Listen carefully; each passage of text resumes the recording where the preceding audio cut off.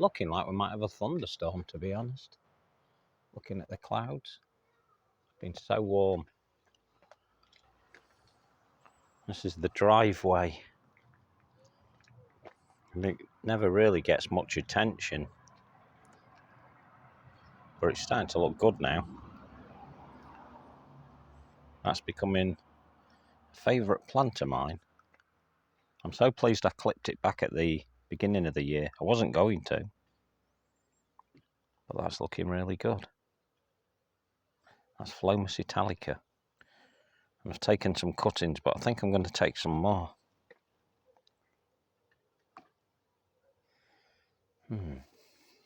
Roses is doing a second flush now as well. That one's Rosa the Generous Gardener. And all my roses have started a second flowering. Most of them are repeat flowers. I've not been doing much deadheading.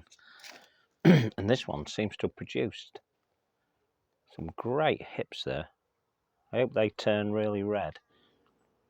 I've got another one down the garden and they're really bright red, the ones that one produces. The grass back there, that's Austraderia richardii or Cortaderia richardii. I think both names are accepted now. It's wonderful.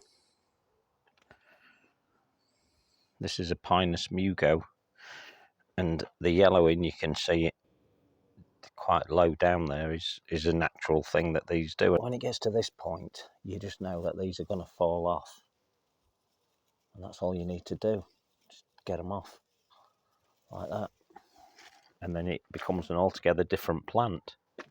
Trying to let this grow a little bit taller, and then I'm going to do some more clipping. I've already clipped it when I first got it to give it a better shape, and I think it's starting to pay dividends. That's a giant reed, and that's a Rhododendron macrophylla, and it's fantastic. I love the size of this. Put my hand there so you get an idea of the size of the leaves. Massive. People worry about this one, although it does make a big clump. It's relatively easy to sort out. You simply get in there early on and chop out what you don't like. If you look down there, you can see two smaller ones that are just starting to come up. Now they're not really going to come to anything. They'll maybe get another foot, maybe, and then nothing will happen from them, and they'll just die away through winter, or are likely to die away. But the overall effect of these is brilliant. I know lots of designers like this one because it is well behaved, irrespective of people contacting me and saying it's a spreader, not strictly true. So it would need to be in more of a wet situation for it to become a runner or a large clump former, and it would do it very quickly should it get into any rain. God, those clouds at the back there, they're great. We're quite well known in Lincolnshire for having these massive cloud formations. Like I say, they are predicting thunderstorms, but will we get them? I don't know. Verbena bonariensis just has these wonderful little flower heads, and it's good for the bees, good for butterflies. They all like this, and it'll just spread around, and people complain because it can be quite successful. But that's great. But they're so easy to pull out, so I don't know why people moan about it. So easy to pull out. I've got a few here. In fact, I had loads of them here, self-setting, and I've pulled all but 3 or 4 out. There are some more baby ones in there. We'll soon deal with those. The ones I don't want. So that's a nice view through that pergola. And that helenium it's an unknown variety. It was given to me by a friend and she didn't know what it was, but it's the longest flowering for me. The yellow one in the background. It's the longest flowering. It seems to go on forever. I need more of it, really. And there it is from another angle. It's very, very floriferous. I love it.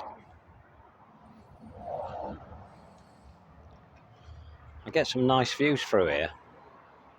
It's looking quite nice through the camera. So I get views down to the shack in the background there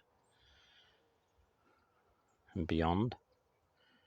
And the gravel area is really getting established now, so it's looking really, really nice. Got some cracking things in here. There's the drinkers I like to put in my garden. I've got lots of these types of drinkers, all different varieties or forms of it. This is Feniculum vulgare, or the bronze fennel, and this is the phase it's at now. And I equally like it at this phase. It's done its thing, it's seeding around. There could be millions of seedlings as a result, but as I find them, I will pull out the ones that I don't want. I never worry too much about it. People worry too much about these species that produce lots of seeds. Well, it's my opinion that a plant like this is going to produce hundreds of thousands of seeds off those seed heads. But as a result, you will not see hundreds of thousands of seedlings. You just don't see it. It's like oak trees. They'll produce a lot of acorns, but you don't see many oak trees growing. And it is so with this one. I think I found about 4 of the plants since I put this in. And it's been in 2-3 years now, this one. So we don't have too many. So the gravel garden's looking great.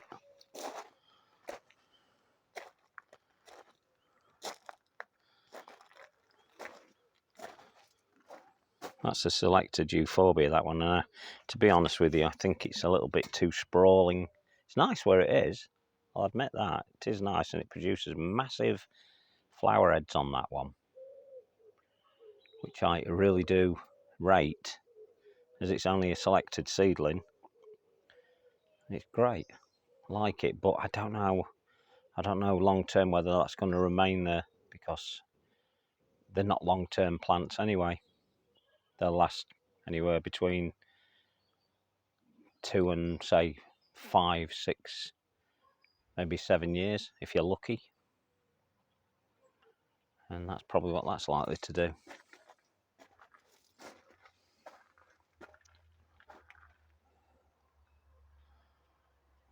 Great view. That reed looks brilliant.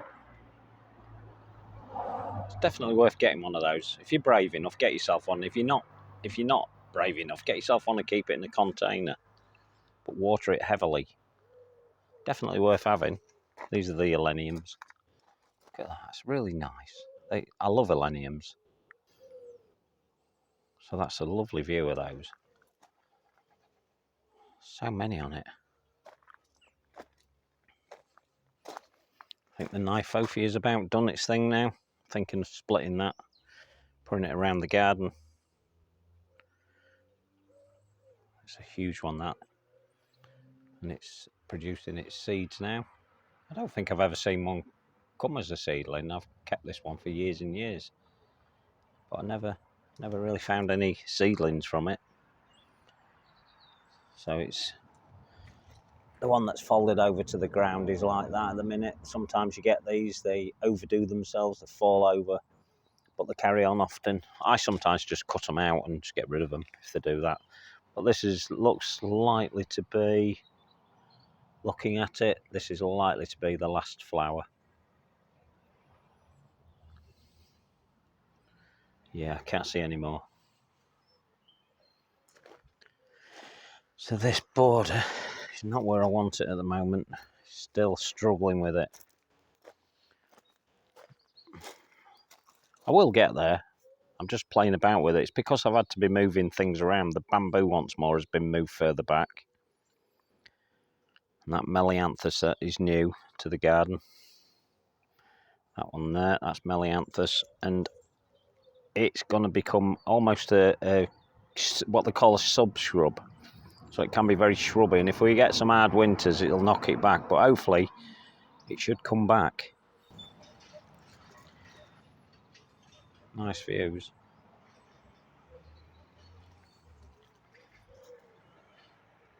There's the bamboo. Not sure what you all thought of that. I really did go for it, didn't I? Really did go for it, but believe me, that's gonna pay dividends in the future. This is Kathy's arbour seat. Still looking good. There's some of the canes from that very bamboo that was stripped out, and we will use those, without a doubt. Another pine here. The label got blown away off that one, so I'm not 100% sure which one it is. I think it'll be one of the Mugos.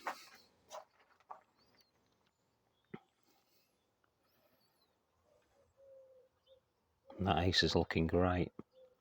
Love it. I like aces. I really do like aces. And I know people struggle to keep them often. And the biggest cause of losing aces is the lack of watering or where you've positioned them. But believe me, they can take full sun. I often see them in full sun in people's gardens, and they do absolutely fine. Just got to remember to put plenty of water in there. Let's have a sit down. Well, Kathy's not here, she'll not know. I'm sat on her seat. Now there's a grass there, that one there, and that's called Goliath, and it's an Ernst Pagel selection.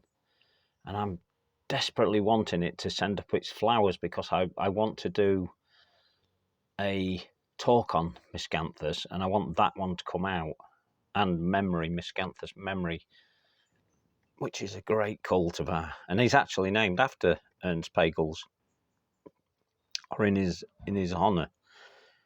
So just waiting for it. It's just not doing it quick enough. Oh, it's all looking great at the minute. I love sitting in here. I love sitting around the garden and just finding different angles and where it looks nice. It's a little bit sad really, but I can sit in the garden for over an hour and not move and just look at it. I think as gardeners we all tend to do that. Whilst I'm passing this, I'll just give it a mention. This is actually a Strantia, and it's a Jill Richardson selection. And you've got to be really careful because this one here is attached to it, and it's not anything like that one, as you can see, but it's a really nice one. It's got these lovely green edges. Now I've got one called Shaggy in the garden that's pretty much, in fact that's really nice, that. Quite like that one. I might select that out. But what I was going to say was it's actually a seedling. Next to it, it drops its own seeds. And we find other types with it because they're very, very promiscuous. And real, I've removed hundreds of seedlings from around it, but I've missed that one. But it would appear that is lovely. So we'll probably select that out. We'll try and keep the Jill Richardson one, which I got from the Plantsman's Preference in Norfolk. Then we'll probably keep it true to itself. Try and keep that. What I'm trying to say is we'll probably keep this one, this Jill Richardson selection, pretty true by removing everything around it. But there will come a point where I will remove the original plant because it simply won't make it. It'll live short term. This border's starting to come on nicely now. I've got quite a few grasses in, but there are other plants in there, lots of flowers. That one there, that's Calamagrostis emadensis. I mean, it's really green when it first comes out, but it's one of those grasses that is quite short-lived. And the back bit of it, which is more straw-coloured in the leaves, so further down, is the older part of it, and this is a newer part of it, the green section. So it pays you to let it seed around and collect the seeds because it ain't going to be around for long. Probably 5 years. This is a lovely view still. Do like that view.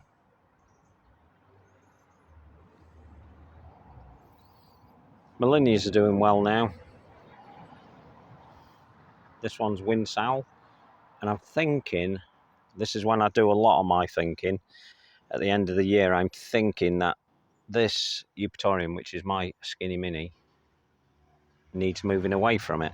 I don't want to move the Millennia. The Millennia works beautifully, as does Skinny Mini, but They're actually growing into each other, which is fine. It's not a problem, but I like to see the Melinia sway in the wind, and it's not gonna do it as effectively because it's got the Eupatorium next to it. So all I will do really is have a little shuffle around. So the Eupatorium will go further right, and then it'll allow Melinia to do its thing.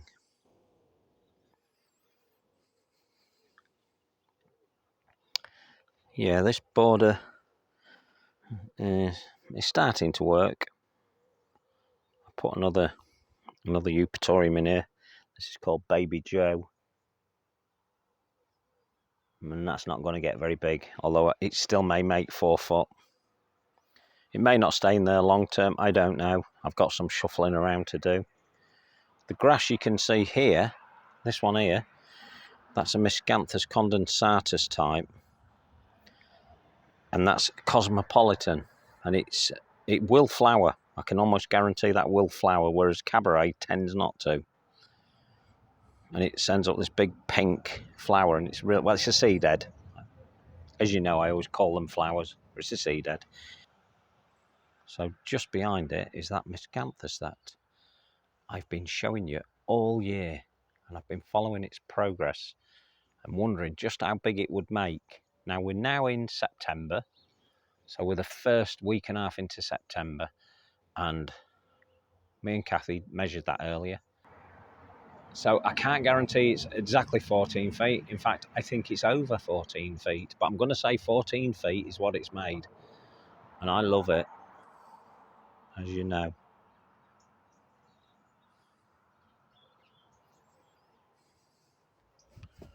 This Sorbus Leonard Messel seems to be settling in quite well, actually. It's never going to be a big tree, always going to be little.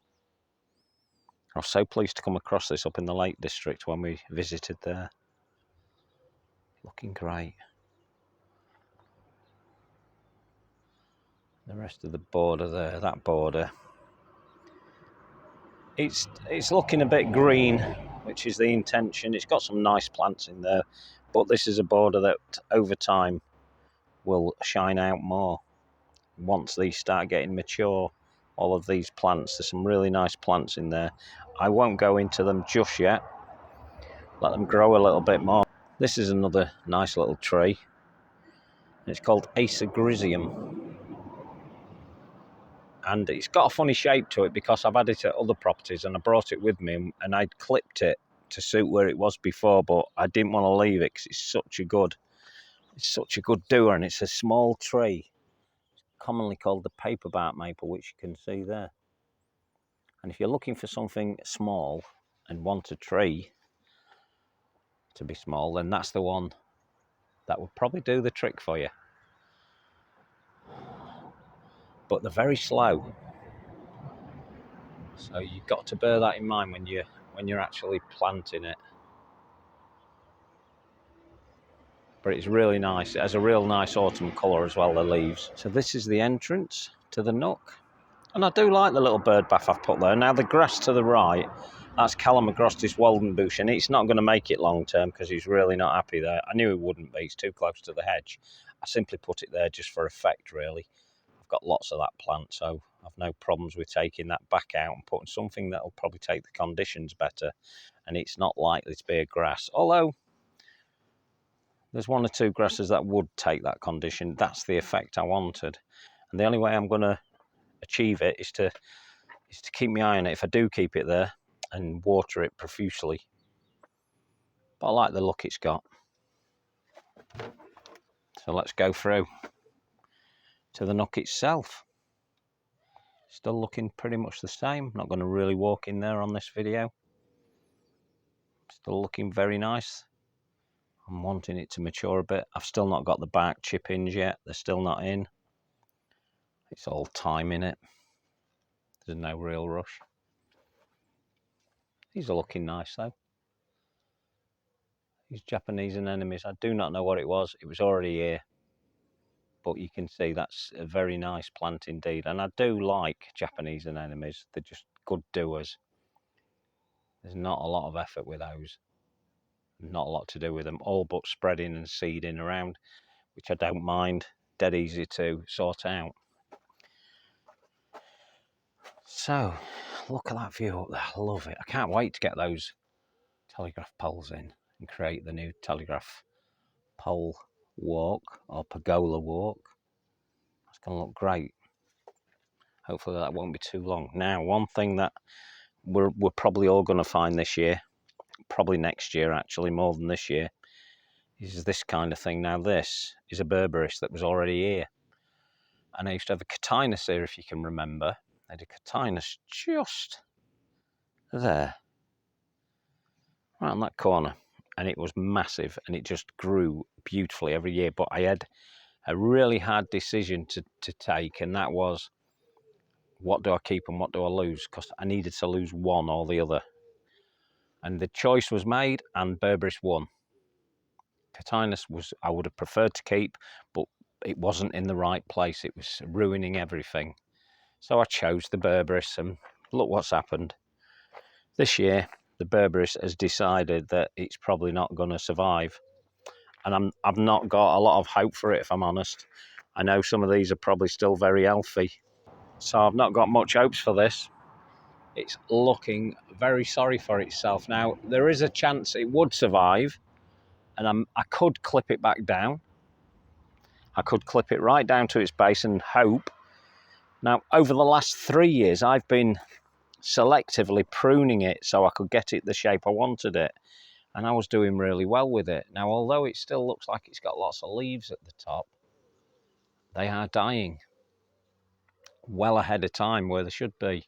Could be the year. We've had an exceptionally dry year, but I suspect it's pretty much at the end of its time. It's had it. It shouldn't be.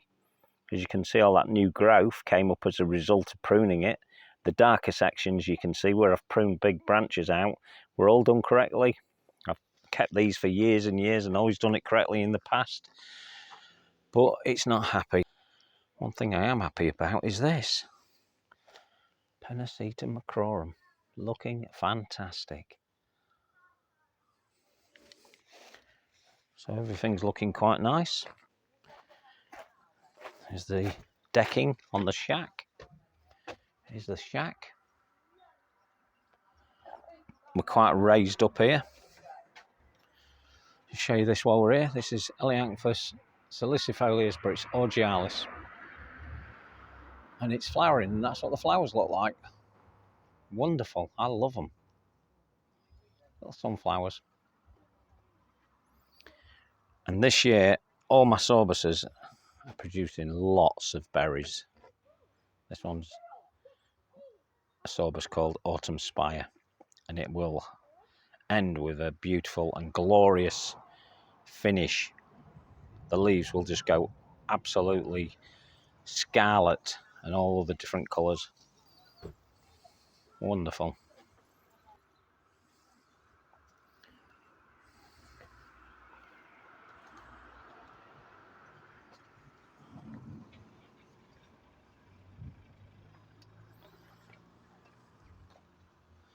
So things are doing really well. I want to do a miscanthus talk, but I can't yet until a lot of them have come out. This one's Poseidon, Miscanthus sinensis Poseidon.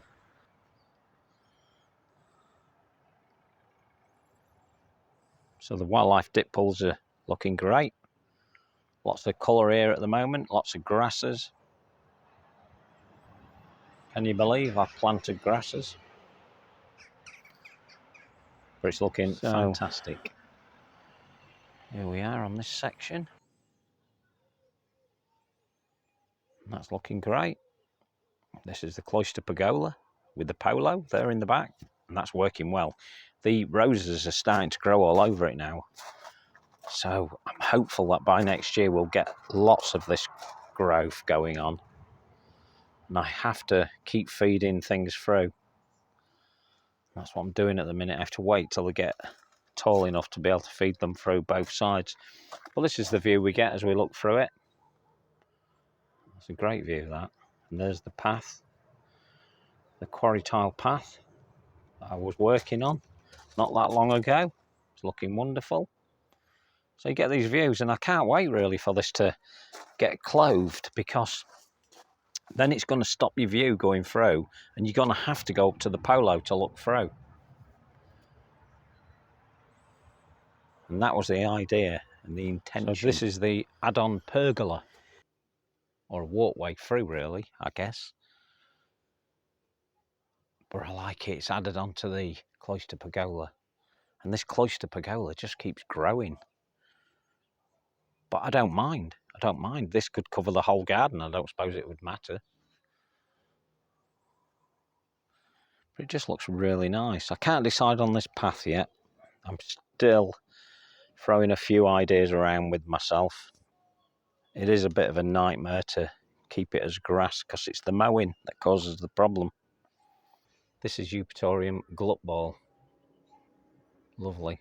And it's constantly clothed in not only bees, as you can see there, flying past, but butterflies. Oh, which is now gone. Oh, it's coming back. Yeah, so the butterflies as well. And it's constant. It's lacking a bit of water at the moment. Really does need some water. We really could do with this thunderstorm. But this border's doing well.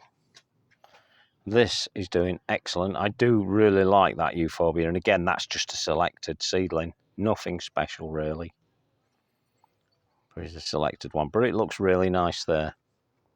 So this is Deschampsia Gold Tow, and it works really well with the posts. The colours actually matching really well with it.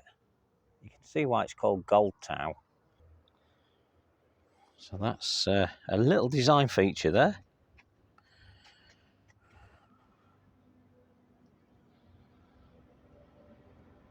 So this is part of the long border.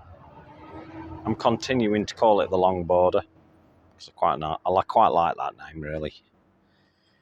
But we're having a jiffle around, as you know, because we've removed the bamboo.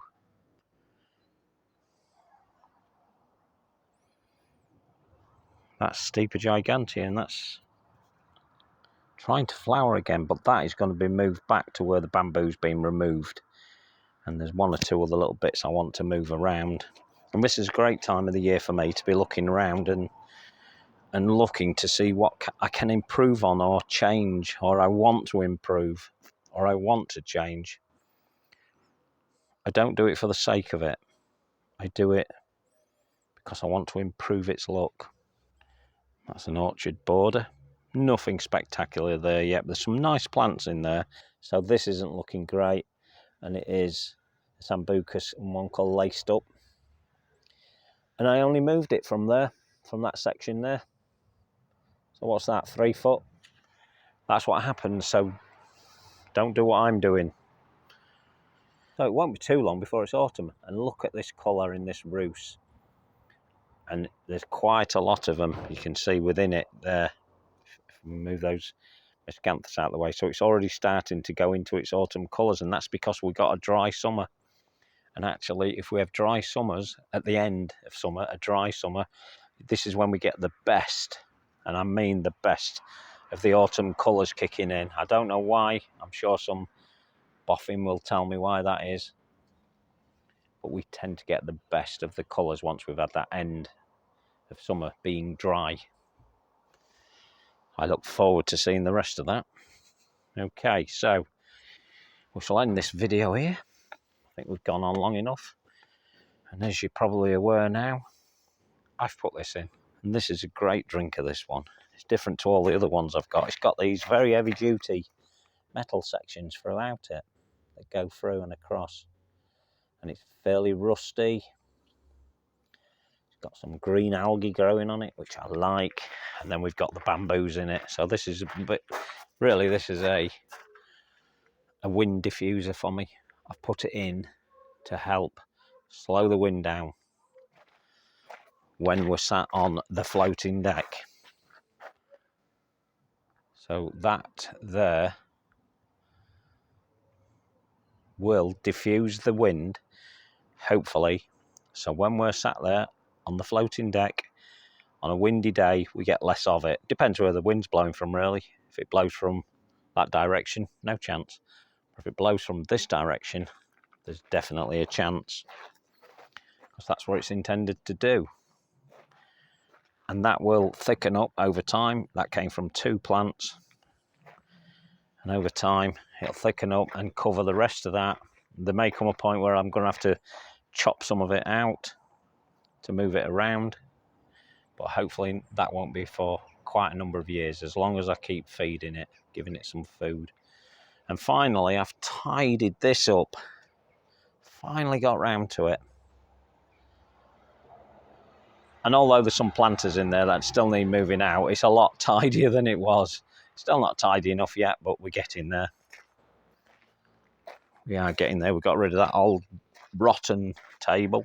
So at a certain point of the day, it gets a little bit more shade that I can sit in. Then as the sun goes round, we're then bathed in sunshine again. So that's really nice. So there you go. A little tour of Grassy Bottom. The days are moving on now. We are going into autumn very soon. We are technically in autumn now. And with the autumn displays to start, and they haven't started yet, apart from the roofs that I showed you. While we're here, let's mention that. You can see across the path there, we've got some more Yorkstone. They're broken pieces. I need to find more, but we want to create some sort of a section going across like that to stop kicking the stones onto the floating deck, which we seem to do from time to time. We seem to do that quite a lot. You can see there's quite a lot of stones on there that get kicked across. So hopefully once I get this sorted out and get them dug in, that will help to prevent that.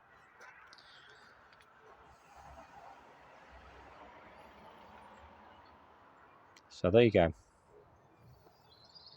I'll talk to you in the next one. Ta-da!